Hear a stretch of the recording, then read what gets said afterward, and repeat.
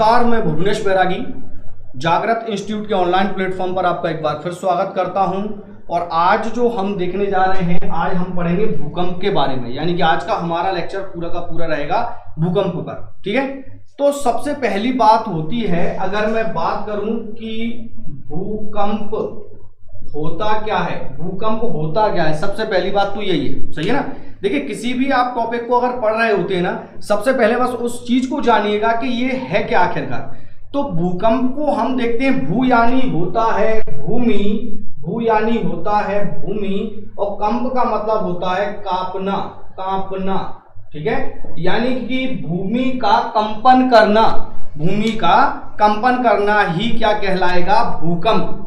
सही है। जब भूमि क्या करती है, भूमि कांपती है, भूमि कांपती मतलब क्या है, भूमि कंपन करना स्टार्ट कर देती है, तो उसे क्या कहते हैं, हम भूकंप कहते हैं। और भूकंप के अध्ययन को कहते हैं हम सिस्मोलॉजी। याद रखें, भूकंप का अध्ययन क्या कहलाता है, अध्ययन कहलाता है सिस्मोलॉजी, सिस्मोलॉजी भूकंप का अध्ययन कहलाता है। ठीक है, और भूकंप मापी यंत्र को क्या कहते हैं, तो ये भी याद रखिए, भूकंप मापी यंत्र कहलाता है सिस्मोग्राफ, सिस्मोग्राफ।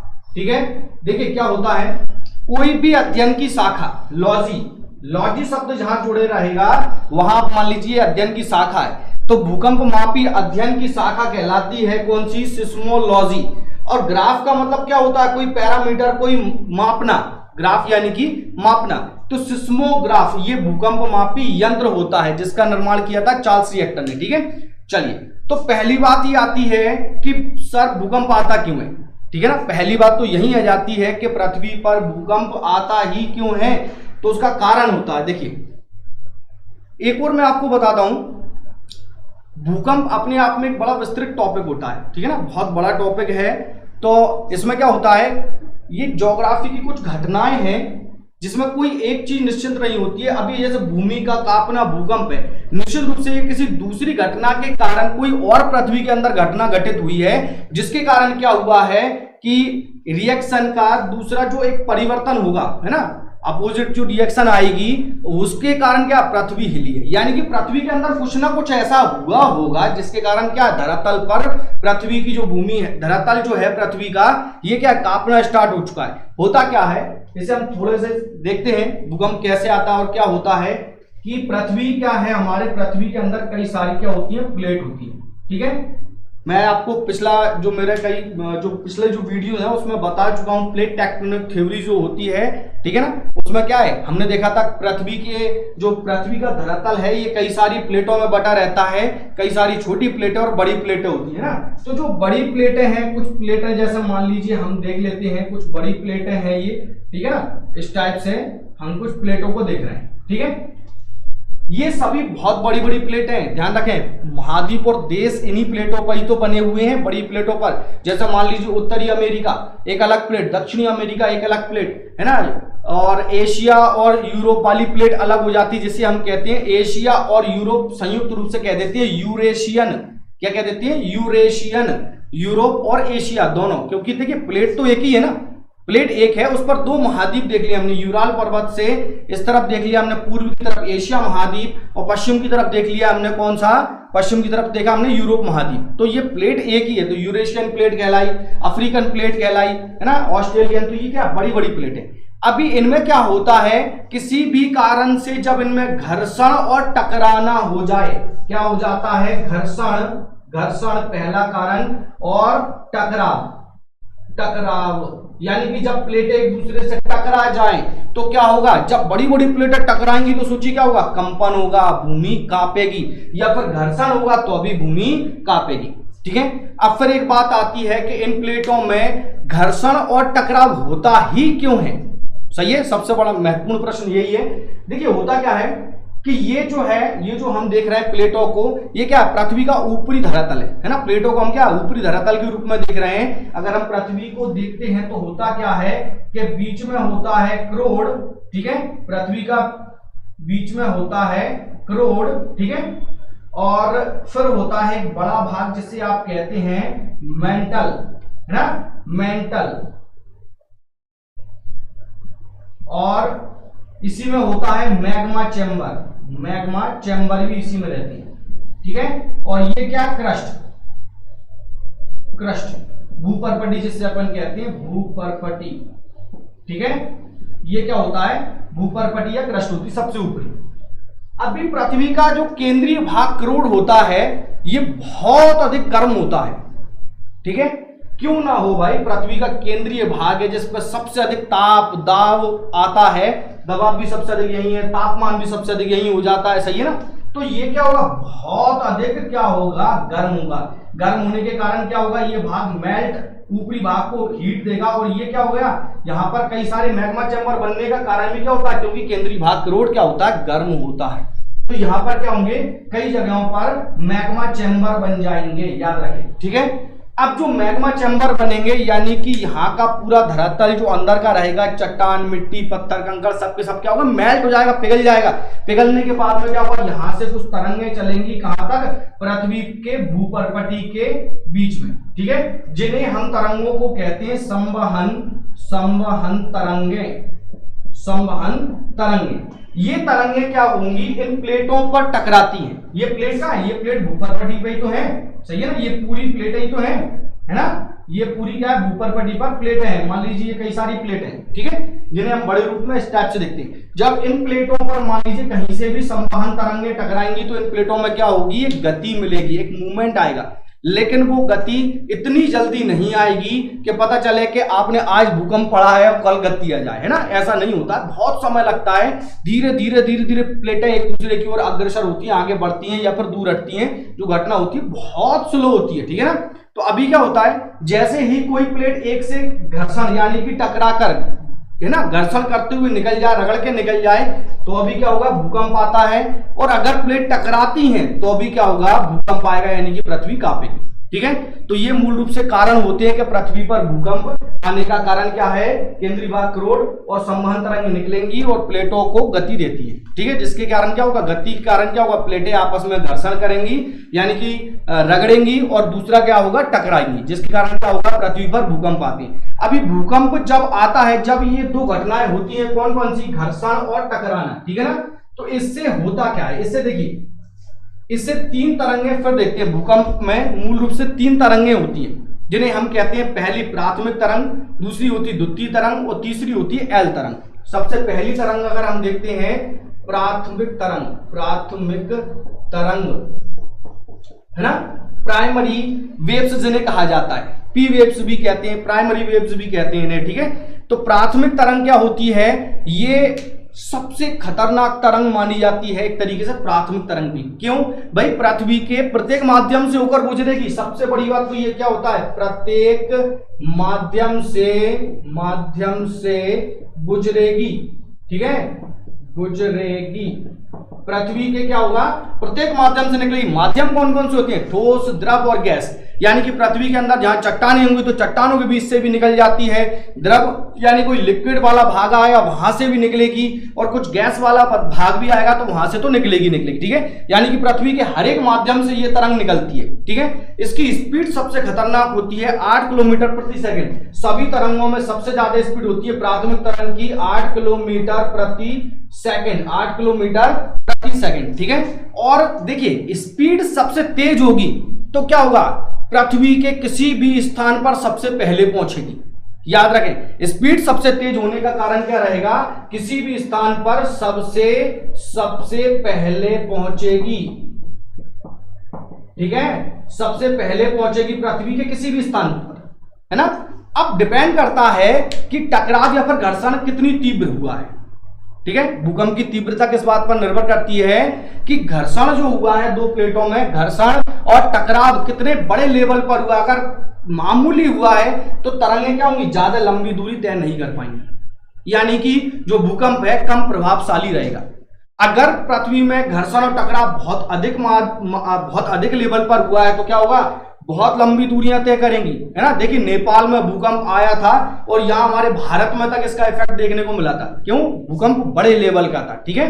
चलिए फिर देखते हैं हम दूसरी तरंग की बात करें तो पहली बात होती है प्राथमिक तरंग। प्राथमिक तरंग क्या होती है, सभी भूकंपीय तरंगों का जो अगर हम बात करते हैं तीनों तरंगों में सबसे जल्दी प्रत्येक माध्यम से गुजरेगी और सबसे ज्यादा तीनों तरंगों में सबसे ज्यादा स्पीड किसकी होती है?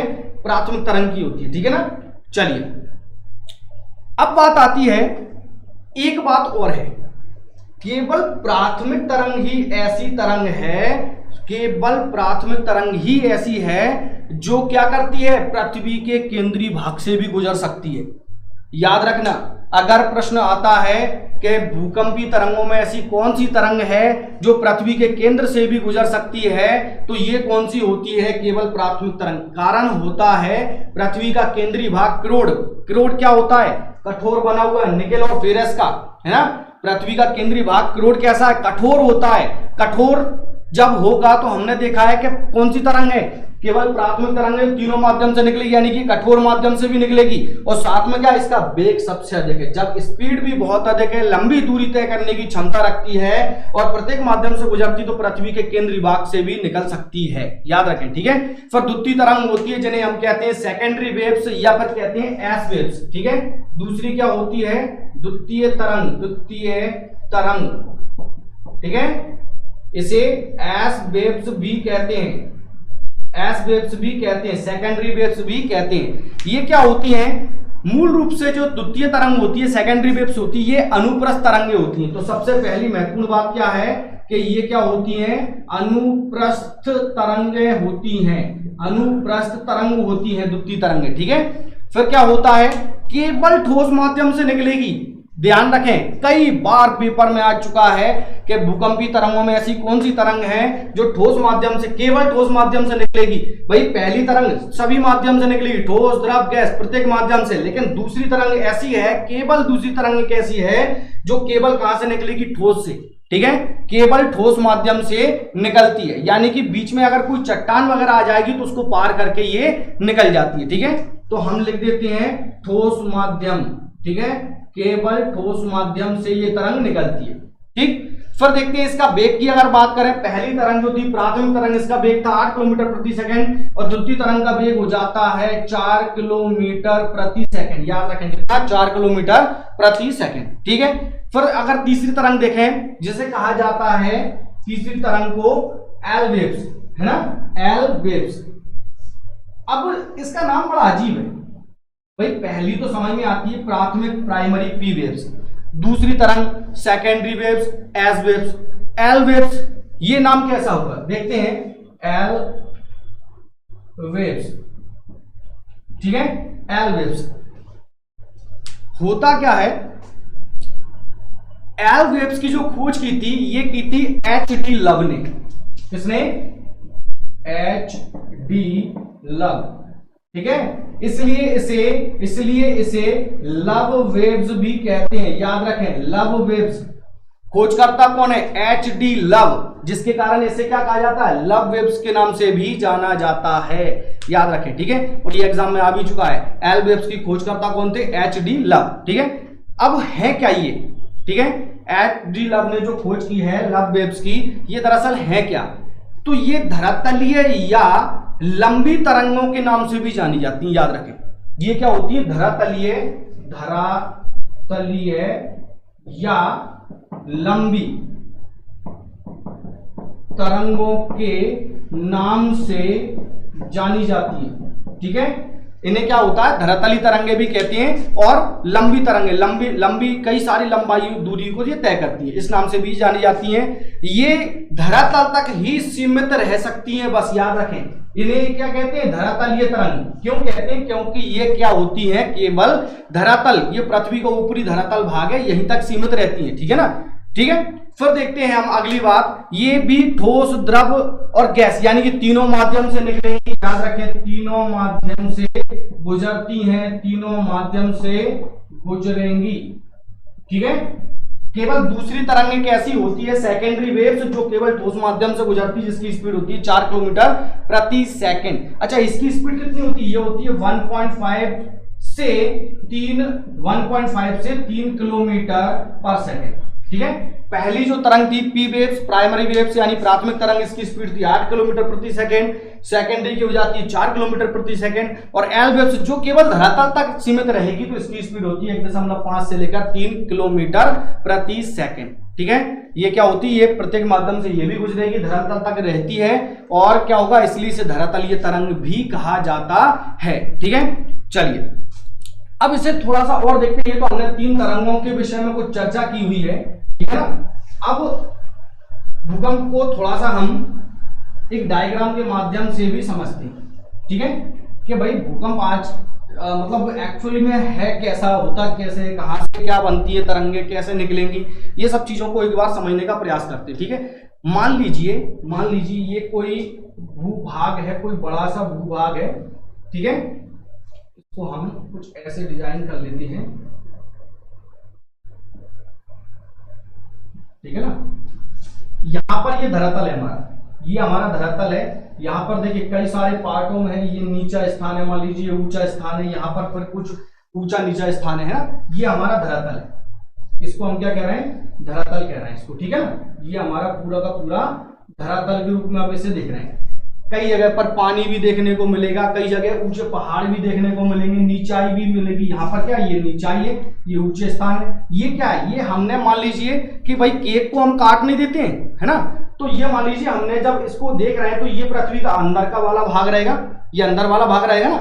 तो भूकंप क्या होता है, किसी एक स्थान विशेष से जब इसका केंद्र बनेगा, सबसे पहली बात होती है भूकंप का केंद्र कहाँ बनता है। तो भूकंप का केंद्र बनता है पृथ्वी के अंदर, किसी स्थान जहां से भूकंप बनता है, भूकंप आता है, पृथ्वी के प्लेटों के बीच में घर्षण या टकराव होता है, तो वहां से क्या बनता है, केंद्र बनेगा।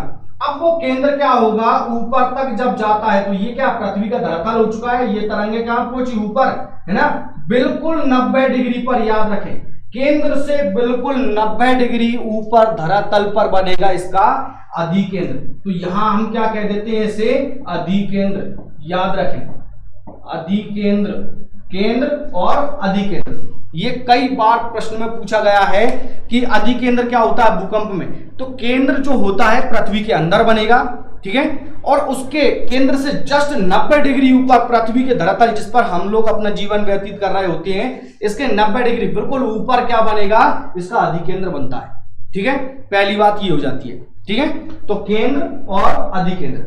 अभी क्या होता है, जब यहां पर क्या होगा, केंद्र से जो भूकंपी तरंगे निकलेंगी, तो ये तरंगे क्या होगी, कई सारे माध्यम में जाएंगी, कई सारी जगह पर जाएंगी, ऊपर और नीचे भी, है ना, ऊपर भी जाएंगी और पृथ्वी के नीचे भी जाती है। लेकिन पृथ्वी के नीचे क्या होता है, बहुत लंबाई है ना, पृथ्वी का छोटी थोड़ी नहीं है भाई, पृथ्वी बहुत बड़ी है, तो नीचे जाने से कोई ज्यादा दिक्कत नहीं होती है। लेकिन जब जो तरंगे पृथ्वी के सतह पर आती है, धरातल पर आती है, जिसके कारण क्या होता है, पृथ्वी के धरातल पर कई सारे विनाश के कारण बनती है ना। भूकंप क्या होता है, भूकंप एक विनाश ही तो है, जो धरातल समेत दुनिया में जितने भी लोग रहते हैं, जहां पर भी भूकंप आता है तो वहां के लोगों को क्या मुसीबत उत्पन्न कर देता है। सही है, चलिए, तो ये हमने कुछ डायग्राम के माध्यम से देखा है।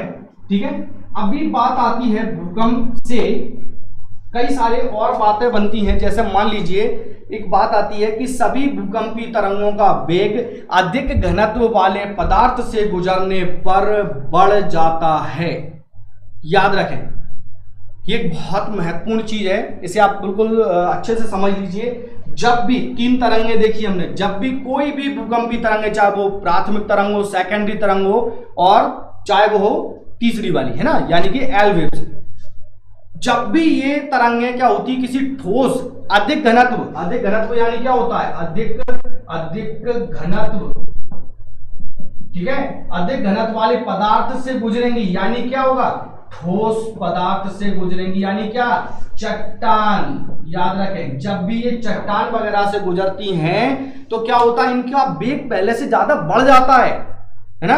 इन पदार्थों का वेग क्या होगा, पहले से भी ज्यादा बढ़ जाएगा। ये याद रखें, वेग कम नहीं होगा। आप सोचे कि चट्टान से अगर ये तरंग टकराएगी तो क्या होगा, पता चले कि चट्टान तो सही है, तरंग टूट गई तरंग नहीं, है ना, तरंग क्या करेगी, चट्टान को तोड़ देती है। आप सोचिए, और चट्टान को तोड़ के इसका वेग और भी ज्यादा पावरफुल हो जाता है ना।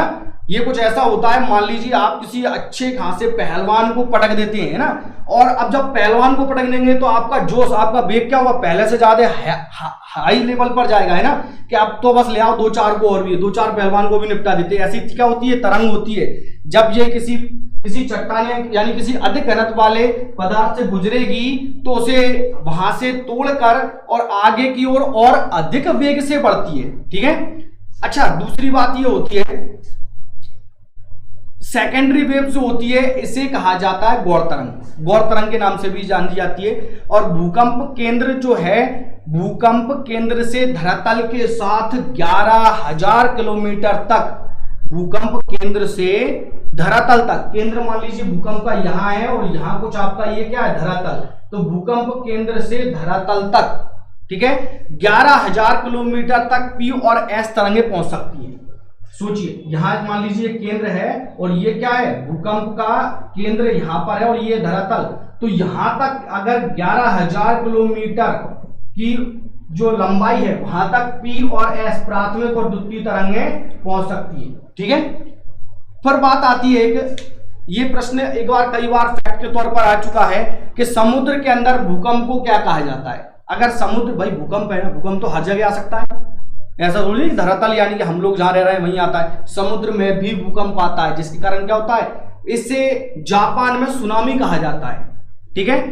जो समुद्र के अंदर भूकंप आता है तो उसे जापान में क्या कहा जाता है, सुनामी। याद रखें, सुनामी, सुनामी किसे कहते हैं, अंतः सागरीय भूकंपीय तरंगों को, अंतः सागरीय भूकंपीय तरंगों को सुनामी कहा जाता है जापान में। जब सागर के अंदर क्या होगा, भूकंपीय तरंगें उत्पन्न हो जाएं तो इन्हें क्या कहेंगे, सुनामी। इसके कारण क्या होगा भाई, भूकंप के कारण अगर सागर के अंदर भूकंप आएगा तो सागर के अंदर जाकर आप स्थिति देखेंगे तो दरार तो वहां भी मिलेगी, लेकिन इसका असर क्या होगा, भूकंप का असर दिखेगा सागर के जल के ऊपर, बड़ी बड़ी लहरें ऊपर उठती है। सुनामी देखा था हमने, है ना, जापान में आई थी, कितना विनाश का कारण बना था। ठीक है। चलिए, अब बात आती है भूकंप को अगर हम देख रहे हैं तो इसके पैमाने, रिएक्टर स्केल, है ना, इसकी भी थोड़ी सी हम चर्चा कर लेते हैं। भूकंप मापी यंत्र के विषय में भी हम बात कर लेते हैं। तो भूकंप मापी यंत्र मूल रूप से 3 हैं, 3 महत्वपूर्ण यंत्र होते हैं, जिसमें पहला होता है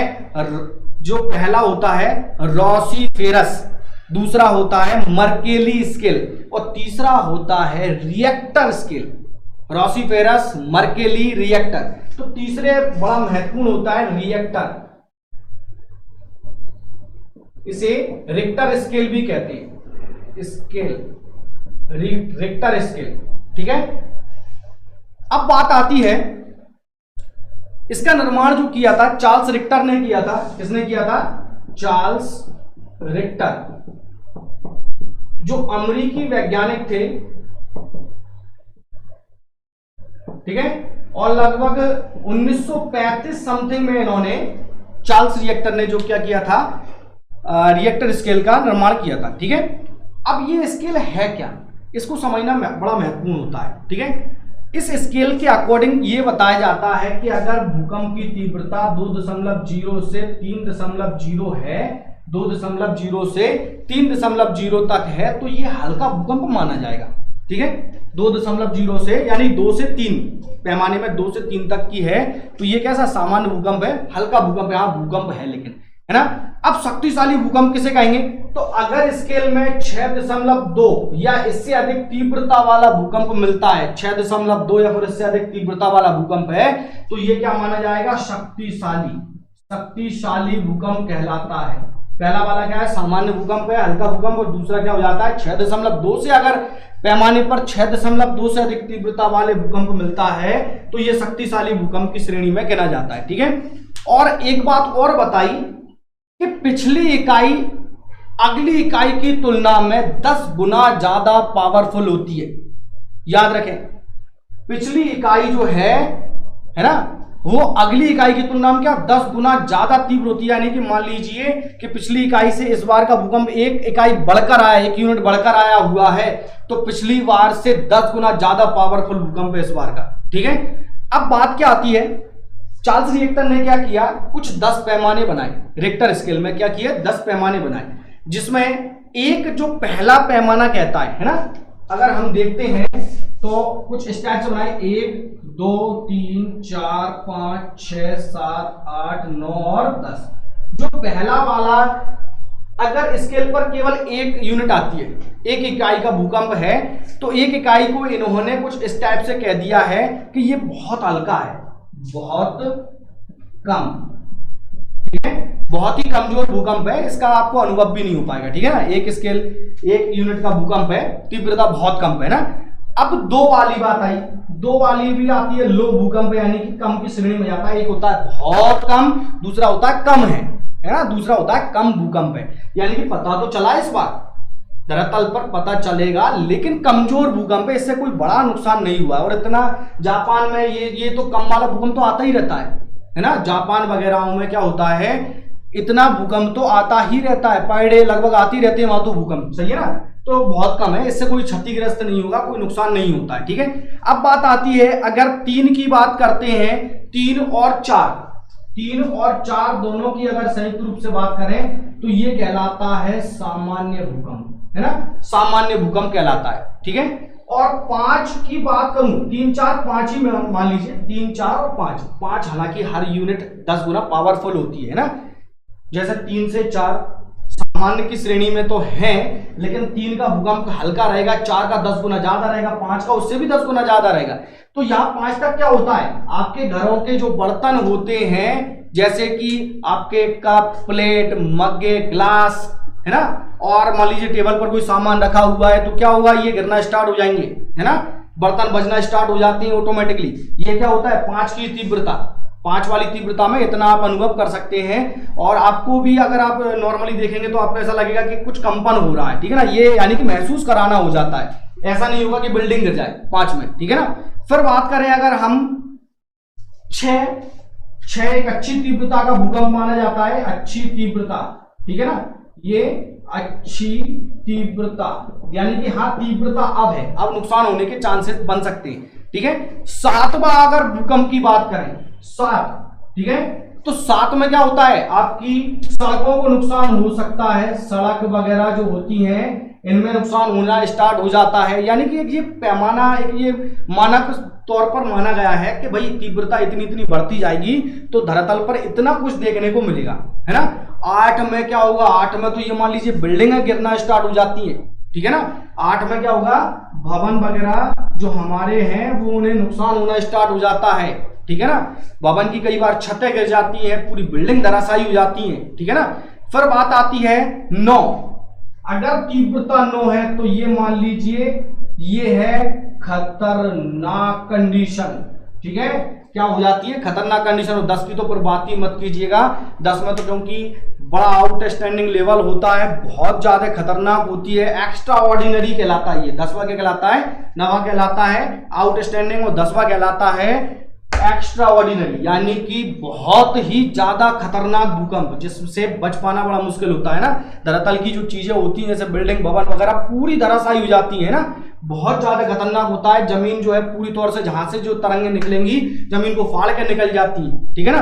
तो ये भूकंप मापी यंत्र में क्या है, 1 से लेकर 10 तक पैमाने बनाए गए हैं। सामान्य तौर पर 6 से अधिक तीव्रता से अधिक वाला भूकंप जो है वो शक्तिशाली माना जाता है, और 6 और 7 वाला भूकंप मैक्सिमम कई बार देखने को मिलता है, ठीक है ना।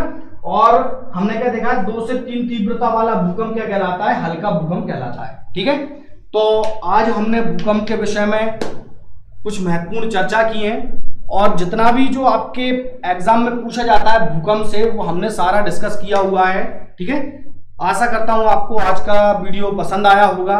और देखिए, अगर वीडियो पसंद आया है तो बस क्या करना है, आपको ज्यादा से ज्यादा हमें वीडियोस को फ्रेंड सर्कल में शेयर करना है, ठीक है ना।